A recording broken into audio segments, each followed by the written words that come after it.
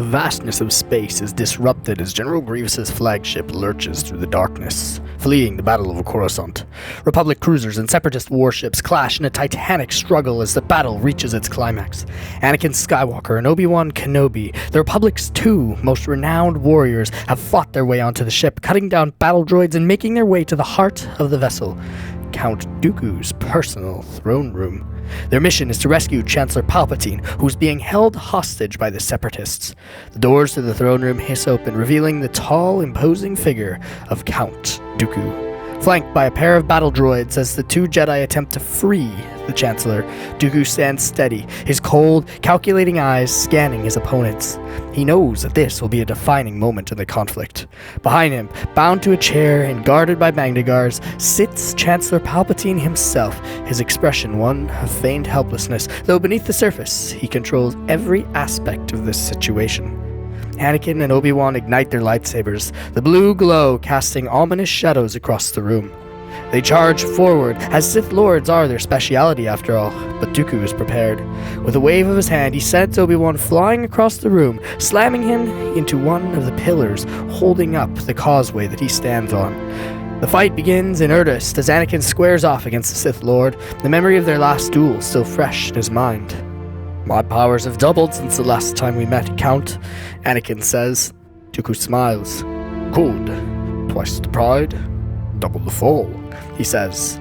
The two warriors clash in a display of lightsaber combat, their movements blurs of light and energy. This time, though, Anakin really is different. He's stronger, faster, and more determined, just like he told the Sith Lord. His anger fuels him, and Dooku quickly realizes that Anakin has grown far more powerful than before. Dooku taunts, and his measured strikes are met with a fury that he cannot match.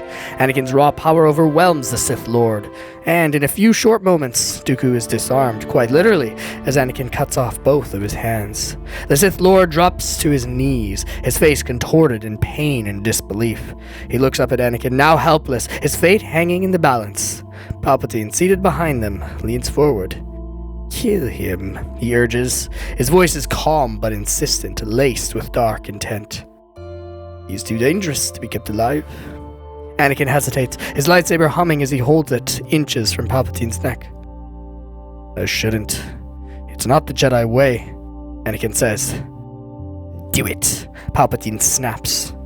In this moment, in Palpatine's final test for Anakin, the Jedi decides to resist. The face of Padme Amidala flashes in his mind, a reminder of what he truly values. He glances at Obi-Wan, who's still unconscious, but even his mentor's presence reminds him of his Jedi training. He lowers the weapon. "No," he says quietly. "I will not go against my creed." Palpatine's eyes narrow, but he quickly regains composure. Anakin calls for Republic forces to take Dooku into custody on the ship. The battle outside rages on, but for Anakin, this decision, this mercy, will have far-reaching consequences as he slaps handcuffs onto what remains of the stubs of Dooku's hands. Upon their escape from the invisible hand, Dooku is placed under high security arrest by the Republic, especially after Grievous's failed attempts to apprehend the Jedi, the Chancellor, and Count Dooku. And this is done for the first time since the beginning of the Clone Wars, which give the Jedi a sense of victory against the Sith. The Dark Lord of the Sith, one of the galaxy's most dangerous manipulators, is now their prisoner. They intend to use this rare opportunity to unravel the intricate web of Sith influence that had poisoned the Republic for years and that they were beginning to discover. The Jedi Council starts an intense interrogation once Dooku is returned to Coruscant and placed in the high-security prison. They probe Dooku for information about the Sith's plans, the true identity of Darth Sidious, and how deeply this Sith's corruption runs through the Senate. Meanwhile, Chancellor Palpatine, now becoming visibly more unsettled with the situation, does everything in his power to intervene without raising suspicion. Dooku's survival was never part of his plan. He was meant to die aboard the Invisible Hand, a final pawn that would be sacrificed to push Anakin Skywalker into his arms. But with Dooku alive, the situation grows more precarious for him. Palpatine knows that Dooku holds the key to unraveling his true identity as Darth Sidious, and every second that passed is an important moment where deception could be exposed, and Palpatine's plan could unwind. He quietly pulls the strings behind the scenes, using his influence over the Senate to slow the Jedi's progress through committees and judiciary processes that take a significant amount of time to achieve. Anakin, on the other hand, finds himself caught in a web of isolation. Having spared Dooku's life, he now faces an internal struggle within himself. He defied Palpatine's orders, an act that should have brought him clarity and peace, but instead he feels more uncertain than ever. The decision weighs heavily on him, especially as the galaxy's chaos continues unabated. Grievous, after all, was still out there, and Viceroy Gunray was still as vocal as ever against the Republic. Though he followed the Jedi way, his nightmares of Padme's death continue to intensify as well. She's the anchor to his emotional stability, and Anakin fears losing her, driving him to question whether or not he made the right choice in that instant. Anakin turns to Obi-Wan in this moment, his friend and mentor, for guidance, yet their conversations feel strained. Obi-Wan's voice is always the same. Trust the Jedi Order and the Force, Anakin, even in the face of uncertainty. The Jedi Code will always guide you. Anakin, however, cannot escape the feeling that the Jedi are keeping him at arm's length, still wary of his power and his emotions. His trust in them falters, deepened by Palpatine's manipulations, which drive a wedge between him and the Jedi Council. Then, suddenly, everything changes when an unthinkable event occurs. Count Dooku escapes. One night, during a routine prisoner transfer, Dooku is freed by a nefarious group of bounty hunters who had already broken into the prison. That includes Cad Bane and his friends, Aurra Sing and Boba Fett. And they vanish without a trace. The news spreads like wildfire across Coruscant and the galaxy beyond, and the bounty hunters get their payday.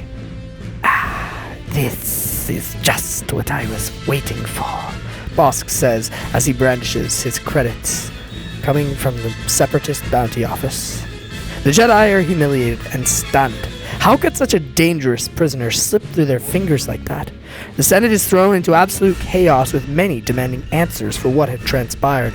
Whispers of treachery fill the halls of power, and the Jedi find themselves on the defensive, accused of incompetence in dealing with Dooku, and possibly even complicity in his escape.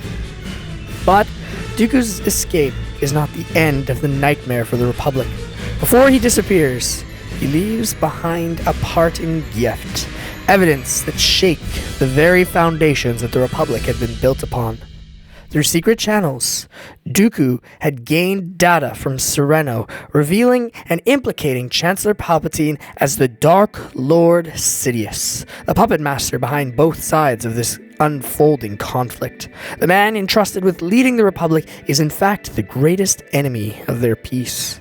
This revelation sends shockwaves through the Republic, and the Jedi Council is thrown into disarray.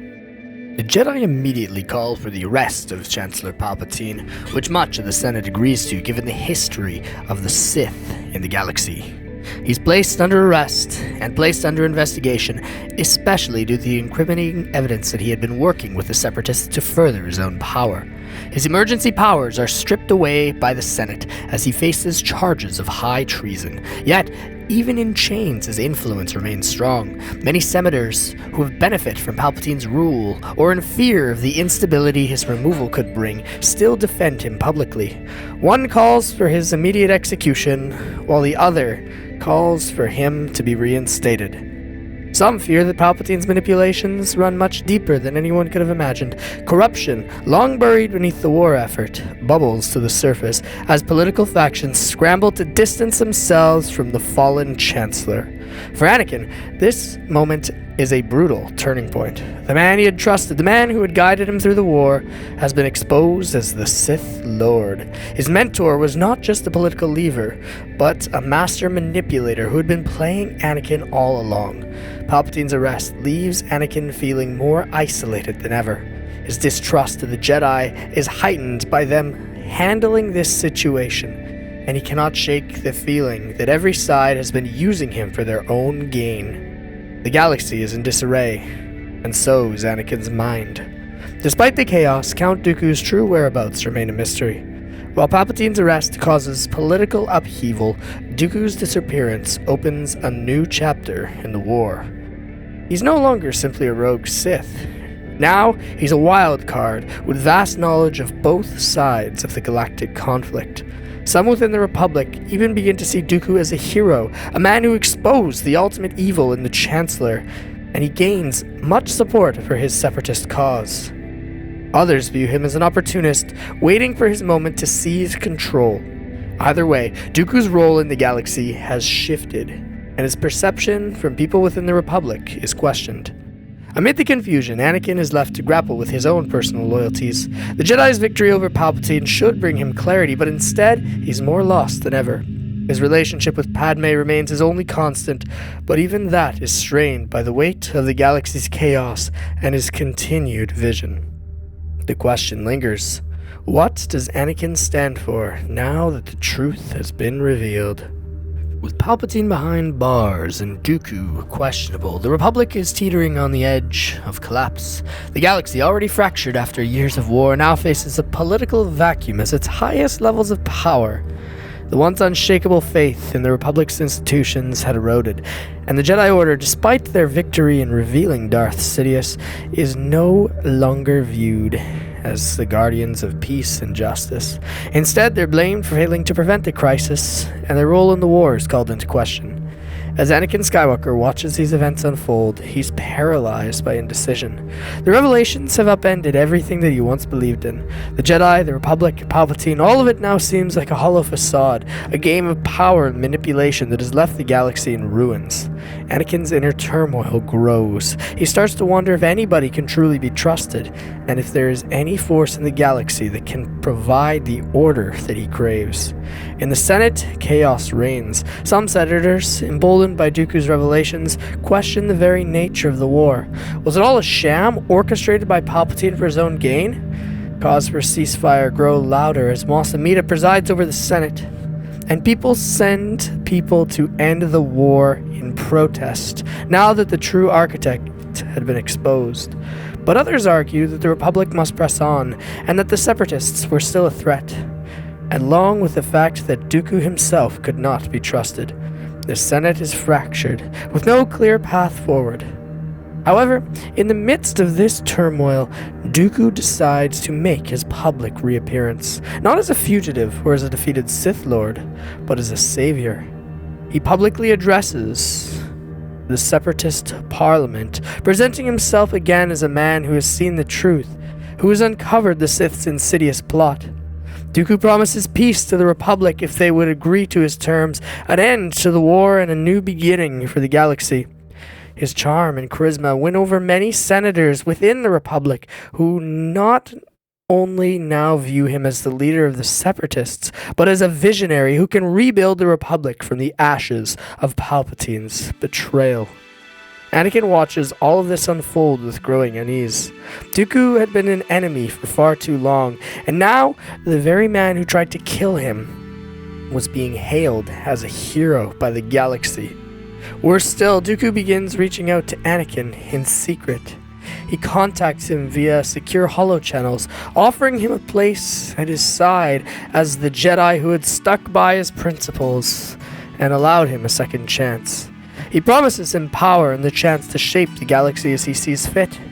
Dooku appeals to Anakin's sense of justice, claiming that together they can bring order to the galaxy that has been shattered by the Jedi's failing and the Sith lies. Anakin refuses Dooku's initial offers, but the seeds of doubt have already been planted as Dooku continues his political campaign across the galaxy, promising peace if the Republic and the Separatists reintegrated under his terms. As the galaxy around him begins to crumble and a new order emerges, he finds himself increasingly isolated from the Jedi and uncertain about his place in the ever-changing political landscape. Dooku's promise of power and stability echoes in his mind, feeding the growing frustration with both the Jedi Order and the Republic. In the days following Dooku's public reappearance, the Jedi Council becomes even more suspicious of him. The once clear line between enemy and ally is now blurred, with Count Dooku positioning himself as the savior of the Republic, despite his prior role as the leader of the Separatists. Yet the Jedi know that Dooku is still a Sith Lord, and his rise to power feels all too convenient. Behind closed doors, Mace Windu, Yoda, and the rest of the Council debate their next move. They suspect Dooku's playing some long game, manipulating events to put himself in a position of control. Meanwhile, Anakin's personal life is in turmoil. His dreams of Padme's death continue to haunt him, and the war has left their relationship strained. Padme, now a senator caught in the political maelstrom, works tirelessly to broker peace between the factions without giving in to all of Dooku's absurd demands. But Anakin can sense her growing disillusionment with the Republic. She expresses doubts to him in private about the direction of the war and the Jedi's war. Though they still love each other, the cracks in their bond are beginning to show, with Anakin's emotional instability driving a wedge between them. At the same time, Palpatine, even though he's in prison, still manages to exert political influence. He reaches out to Anakin through the Force, his voice darker than it had been before, a mere whisper in his mind. Despite his downfall, Palpatine remains a master manipulator, planting doubts about Dooku's intentions and reminding Anakin of his promise to save Padme. Even as he's in chains, Palpatine tries to sow chaos, pulling Anakin further into the web of manipulation that he'd been caught in since the beginning of the Clone Wars. The breaking point comes when Dooku, now seen by much of the Senate as a hero, delivers a bold ultimatum to the Jedi. He offers his ceasefire on the condition that the Jedi step down from their role as peacekeepers and allow the Senate to take full control of galactic defense. He claims that the Jedi's involvement in the war has caused more harm than good, and that their dogmatic approach had blinded them to the reality of galactic politics. Many senators, weary of this endless war, agree with Dooku's proposal, seeing it as the only way to end the conflict. The Jedi Council is incensed. Mace Windu and Yoda immediately recognize Dooku's gambit for what it is, a power play to weaken the Republic and consolidate his own control over the galaxy. However, they're also aware that the Republic's trust in them has eroded. The Council decides to send Obi-Wan and Anakin to confront Dooku, to negotiate or, if necessary, eliminate him before he can solidify his position. This decision leads to a critical turning point for Anakin. As he prepares to face Dooku again, he's plagued by indecision. His loyalty to the Jedi is shaken, and his trust in Obi-Wan is strained by the knowledge that his mentor is still unaware of his marriage to Padme, and the depth of his personal insecurity. Dooku's offer lingers in the back of his mind, the promise of stability, power, and the ability to shape the galaxy into something better that Padme would approve of. Yet, Anakin is also deeply aware of the darkness that Dooku represents, and he cannot forget the Jedi's warning that Dooku, like all Sith, only sought control. Before leaving for the confrontation, Anakin has one final conversation with Padme, who implores him to find a peaceful resolution. She warns him not to fall into the same trap that destroyed the Republic, an endless cycle of violence and revenge. But Anakin's mind is already clouded. He promises Padme that he will end the conflict and bring peace to the galaxy, but deep down, he knows that peace is no longer a simple concept. The galaxy has changed, and so has he. As Anakin and Obi-Wan depart for their mission, the tension is palpable. Anakin's inner conflict is at its peak, and he knows that whatever happens in the upcoming confrontation with Dooku would define not only the fate of the galaxy and the war, but his own destiny.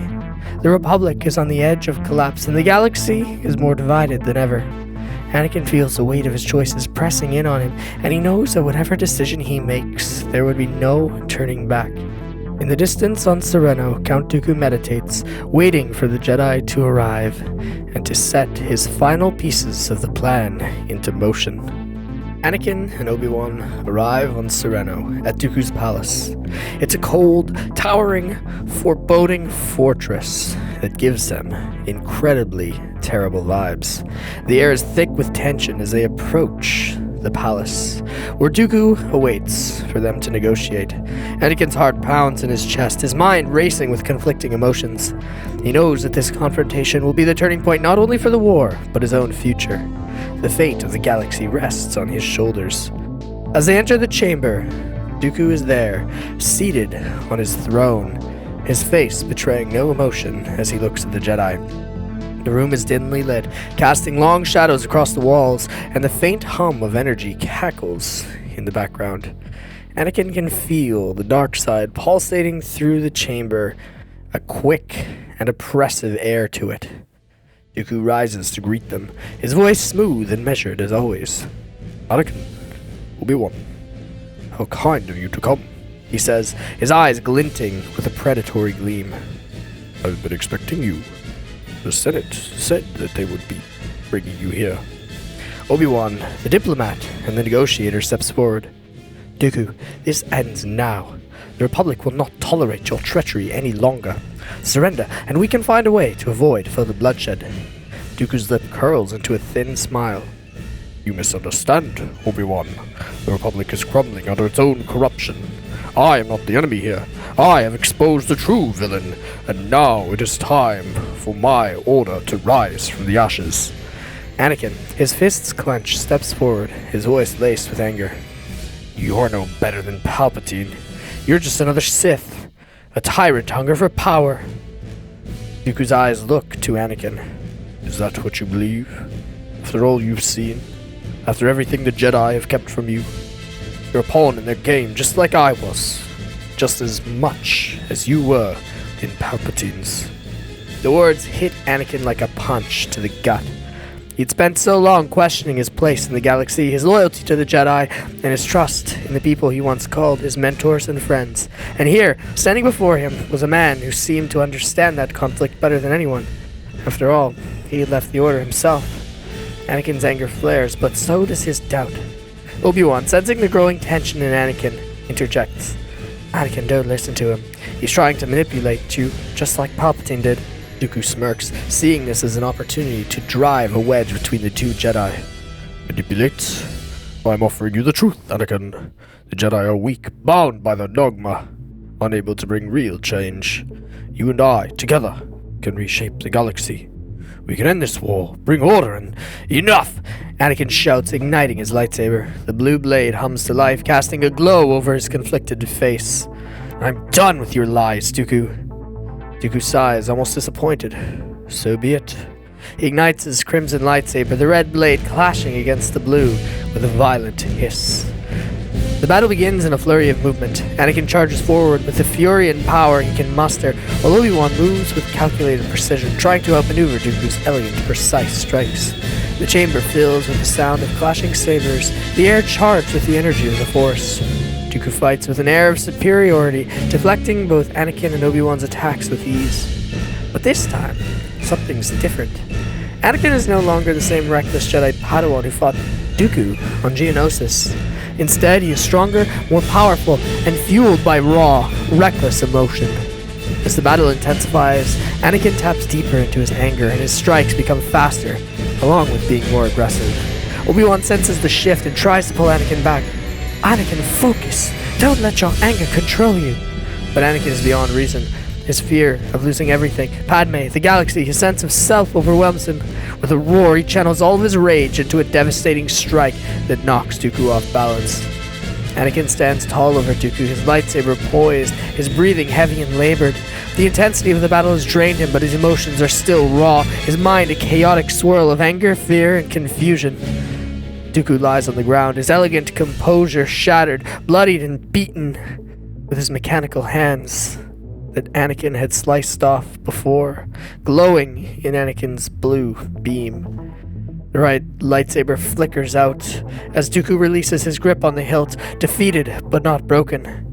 The moment stretches on in silence. Obi-Wan, wounded from the fight and barely able to stand, watches from a distance, struggling to comprehend what had just unfolded. He senses the internal war raging in Anakin, the same war that had been brewing on the invisible hand and that Anakin had overcome. His eyes burn with anger, but beneath it, Obi-Wan can sense a deep, festering conflict. "Anakin," Obi-Wan pleads. "It's over. Dooku's defeated. Don't give in to the darkness. Spare him again." But Anakin doesn't move, his lightsaber still ignited, the blue blade humming ominously. Dooku, despite his injuries, gazes up at Anakin with an unsettling calm, his voice raspy, but filled with his characteristic poise. You're stronger than I ever imagined, Dooku says, his lips curling into a faint, twisted smile. I can feel your power growing. Now look at you. The Jedi were right to fear you. Anakin's grip tightens on his saber. Every word that Dooku speaks fuels turmoil inside of him. He thinks of Padme, the visions of her death, the weight of the galaxy's suffering. And then he thinks of Palpatine, the man he had once trusted, now revealed to be the orchestrator of this madness. Anakin had seen everything spiral out of control, and he feels like a man drowning in the choices thrust upon him.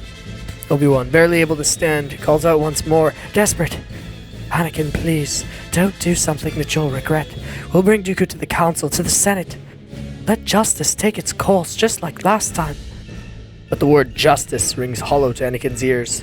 What justice was left in a galaxy so torn apart by war, betrayal, and corruption, and that it allowed Dooku to escape the first time? The Jedi had failed. The Republic was crumbling, and even his own sense of morality feels like a distant memory. Anakin glances at Obi-Wan, his oldest friend, his mentor, and he can see the fear in his eyes. Not just fear for Dooku, but for Anakin himself. Suddenly, Dooku speaks to him again, his voice soft but chilling. You know what you must do, Anakin. The Jedi cannot offer you what I can. They never could. But I can give you what you desire. Power, control, the ability to shape your own destiny. Anakin's mind reels. Dooku's words are tempting, too tempting, but something inside of him resists. He remembers Padme's final words before he left for the mission, her plea for peace, for him not to lose himself in the darkness. For a moment, Anakin feels as though time had frozen. He looks down at Dooku, the man who once led the Separatists, and the man who had tried to kill him. His mind flashes back to the beginning, when he chose to spare Dooku on that ship, the decision that had set all of this into motion. And now, here he was again, facing the exact same choice, but this time, the stakes were higher. Dooku, sensing Anakin's hesitation, seizes the moment. Kill me, and you'll be no better than Sidious, he says, his voice barely a whisper. But if you spare me again, you live in my shadow forever.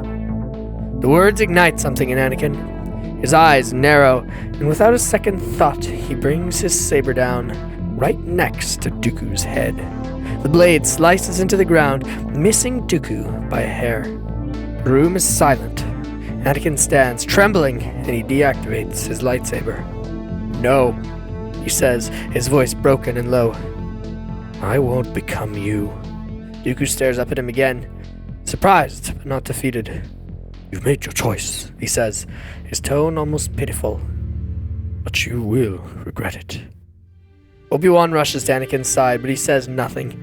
He simply places a hand on his old Padawan's shoulder, a gesture of solidarity in a galaxy that had fallen apart around them. Together, they move to take Dooku into custody, knowing that the battle may be over, but that the war was far from complete.